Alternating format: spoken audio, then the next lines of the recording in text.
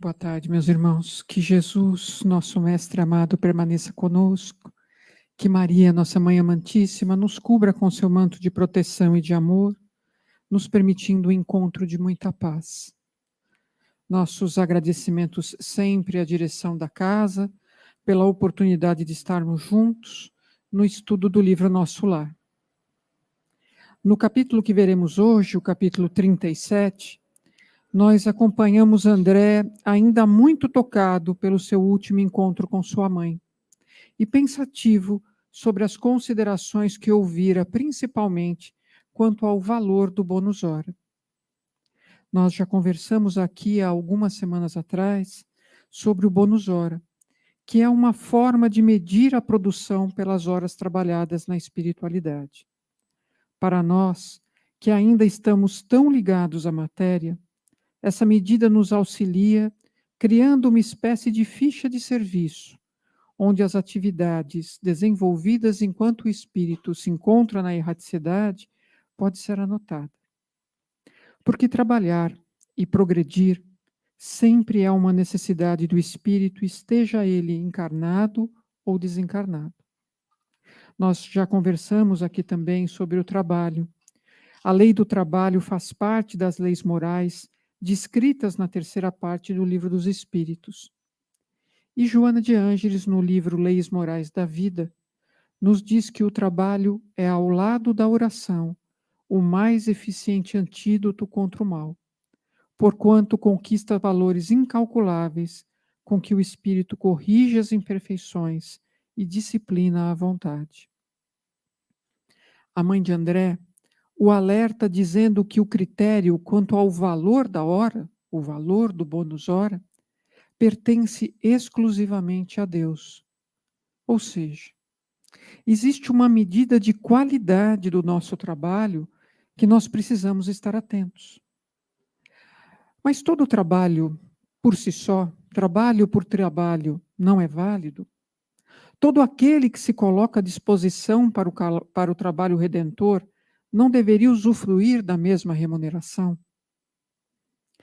Nós precisamos entender que todas as oportunidades de aprimoramento que temos enquanto encarnados ou desencarnados são trabalho. Podemos pensar em alguns exemplos de nosso dia a dia de encarnados.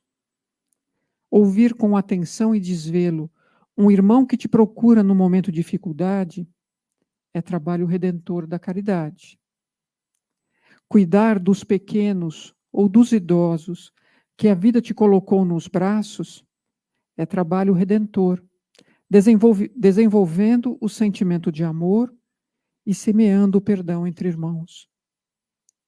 O trabalho material que possibilita o sustento dos seus é trabalho importante também, que muitas vezes permite o desenvolvimento e o aprimoramento da resiliência e da paciência. Todas as formas de servir são trabalho. O trabalho burila o nosso espírito e nos permite viver na prática tudo aquilo que entendemos como verdadeiro. Trabalhando, crescemos. Mas o desempenho de uma ação ou de uma atividade por si só não basta. O trabalho deve refletir e ser meio de aplicação de tudo aquilo que aprendemos, que pensamos, que estudamos e temos como verdade dentro de nós. Deve ser forma de assimilar e de viver o bem de fato, de viver o bem que já temos condições de distribuir. Deve ser instrumento do nosso treinamento nas verdades que Jesus nos ensinou, para que pouco a pouco o nosso processo evolutivo se faça. Tomando como exemplo o trabalho material, quantos irmãos nós não vemos ainda por aqui que têm no trabalho apenas a sua fonte de subsistência? Trabalham para receber, não para crescer. E não se trata aqui do serviço A ou B, mas de qualquer tarefa que nos for confiada, por menor que seja. Em qualquer posição, nós temos ainda hoje aqueles que se limitam a aceitar as tarefas, apenas como fonte de renda ou como passagem do tempo, e temos aqueles irmãos que, ao iniciar uma tarefa, têm em seu olhar a vontade de aprender coisas novas, de continuar crescendo o tempo todo. Há os que transformam um ano de aprendizado em 10 anos de progresso. Há aqueles que acreditam já saber tudo o que necessitavam e que se fecham para qualquer aprendizado ou dificuldade que apareça, permitindo-se continuar estagnados, apesar de estarem trabalhando. E há aqueles que, após 10 anos de trabalho, não amealharam o suficiente para caminhar nem por um dia. Isso acontece no trabalho material, mas também acontece em todos os demais, que são importantes ao nosso desenvolvimento moral, ao desenvolvimento do nosso espírito. Trabalhar é preciso, mas devemos cuidar da qualidade de nossos passos, vivendo intensamente cada oportunidade que tivermos. Foi isso que Tobias disse a André, quando destacou que basta lembrar as horas dos homens bons e dos maus. Nos primeiros, transformam-se em celeiro de bênçãos do Eterno. Nos segundos, em látegos de tormento e remorso, como se fossem entes malditos. Cada filho acerta contas com o pai, conforme o emprego da oportunidade ou segundo suas obras. E André complementa, dizendo que esta contribuição de esclarecimento auxiliou a ponderar o valor do tempo em todos os sentidos. Porque pensemos, não é porque temos a eternidade à nossa frente que podemos procrastinar nossa mudança íntima, que podemos desperdiçar oportunidades benditas de crescimento. E pensando em aproveitar as oportunidades e buscar crescer e assimilar o bem sempre, André Luiz nos dá um excelente exemplo quando observa a forma como os irmãos da espiritualidade se preparavam para ouvir a palestra da ministra veneranda. Palestra que dá título ao capítulo e nos fornece elementos de observação importantes. Primeiro, porque André necessitou pedir a Tobias para que pudesse participar dela. Porque, segundo Tobias, só poderiam participar desses encontros espíritos sinceramente interessados em ouvir. Ou seja, espíritos sinceramente interessados em aprender, em assimilar o aprendizado de forma verdadeira, sem nenhum vestígio de curiosidade, mas, ao contrário, como forma de aprimoramento e de se melhorarem.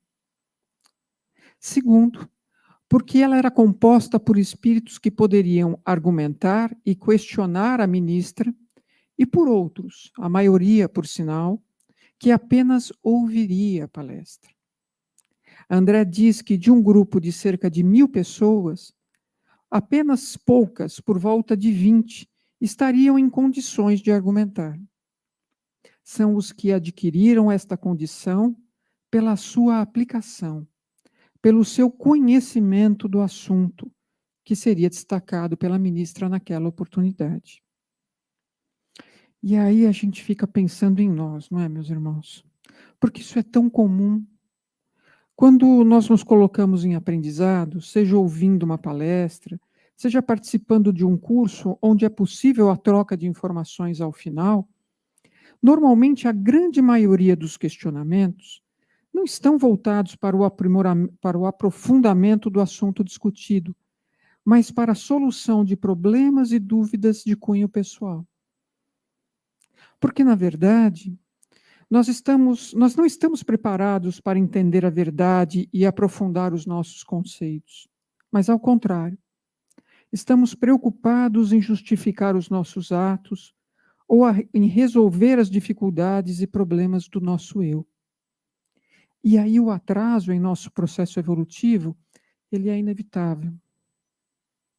Por isso a irmã Narcisa destaca a André, que o governador da colônia havia determinado esta medida, ou seja, que apenas poucos fariam perguntas, nas aulas e palestras de todos os ministros, a fim de que os trabalhos não se convertessem em desregramento da opinião pessoal, sem base justa, com grave perda de tempo para o conjunto. Quaisquer dúvidas, quaisquer pontos de vistas verdadeiramente úteis poderiam ser esclarecidos ou aproveitados, mas tendo em vista o momento adequado. E eu pergunto a vocês, será que a presença e os ensinamentos da ministra veneranda, que a ministra veneranda trouxe naquele dia, seriam melhor sentidos e vividos por todos, com o atendimento de algumas poucas observações pessoais da Assembleia Geral, ou na oportunidade que todos tiveram de ouvir questionamentos justos e adequados, que muito provavelmente atingiram o coração de muitos irmãos que estavam presentes na audiência. Aqueles que haviam se qualificado para o questionamento, certamente o fizeram sem interesse pessoal, mas com o desejo sincero de aprender e de crescer, com vontade e conhecimento da matéria trazida pela irmã. Sem o desejo pessoal de tentar justificar o passado, entendendo o erro de ontem como importante para o processo de aprendizado e voltando o seu olhar para o amanhã. André já havia aprendido essa lição no começo de sua jornada em nosso lar, quando foi advertido sobre suas lamentações. Lamentações sem fim não nos levam a lugar algum. Precisamos tirar o olhar do nosso eu e voltá-lo com empatia para aqueles que estão à nossa volta, sejam eles quem forem. Aproveitando tudo que nos chega, não como crítica ao que fizemos no passado, mas como oportunidade de fazer melhor no futuro. Temos tempo para rever os nossos passos e ajustá-lo a um caminho de luz, mas também já temos condição de entender a necessidade de nossa mudança de conduta e iniciar um caminho mais curto rumo a Jesus, hoje. O terceiro ponto da Assembleia, que André nos descreve, é a observação quanto à chegada da ministra e daquelas que a acompanhavam. Diz André, a ministra veneranda penetrou no recinto em companhia de duas senhoras de porte distinto, que Narcisa informou serem ministras da comunicação. Veneranda espalhou com a simples presença enorme alegria em todos os semblantes. Não mostrava a fisionomia de uma velha, o que contrastava com seu nome. Sim, mas sim, o semblante de nobre senhora de idade madura, cheia de simplicidade e sem afetação. E dessa frase de André tiramos duas palavras lindas que, na minha opinião, dizem muito para o estudo de hoje. São elas alegria e simplicidade. Nossa busca pelo crescimento íntimo, pelo trabalho de qualidade, nunca deve se afastar dessas atitudes. Não precisamos buscar sentimentos e atitudes complicadas para colocarmos em prática o que vai em nosso coração, para treinarmos e colocarmos em ações as verdades que já conhecemos. Um olhar, um sorriso, uma mudança de conduta, um ato de paciência, de benevolência, podem ter valor inestimável a nossos dias e a nossas vidas. E trabalhar com alegria, meus irmãos, na certeza de que estamos fazendo sempre o nosso melhor, de estarmos dando o melhor onde estivermos. Um casebre coberto por uma lona é um lar. Se os que estiverem reunidos naquele local estiverem juntos por amor, dentro dos desígnios de Deus nosso Pai, conscientes de sua tarefa e unidos na vontade de crescerem juntos. A palestra da ministra veneranda, que André assistiu naquele dia, foi sobre o pensamento. É um texto muito interessante que merece dos irmãos uma leitura completa. Sabemos que o pensamento tem um papel fundamental para a qualidade daquilo que nos propomos a fazer e a ser. Somos verdadeiramente aquilo que pensamos. Emmanuel nos diz no livro Pão Nosso que pensar é criar. Pensamento é a faculdade de refletir de forma lógica ou não, força criadora, construtora, que molda a matéria, organizando nossas formas abstratas ou concretas, que juntamente com a vontade organizam e constroem nossos objetivos. Devemos transformar a verdade de nossos pensamentos em ações construtoras de nosso futuro. Não basta desejar o bem, devemos praticá-lo. Não basta entender a verdade, precisamos vivê-la. Não basta conhecer os ensinamentos de Jesus, devemos fazer dele nossa vida. A ministra veneranda disse à audiência que a ouvia: somos admitidos aos cursos de espiritualização nas diversas escolas religiosas no mundo, mas com frequência agimos exclusivamente no terreno das afirmativas verbais. Ninguém, todavia, atenderá ao dever apenas com palavras. Ensina a Bíblia que o próprio Senhor da vida não estacionou no verbo e continuou o trabalho criativo na ação. Que possamos continuar sempre com muito amor nos trabalhos que Jesus nos confiou. Que Jesus os abençoe. Uma excelente tarde e reunião a todos.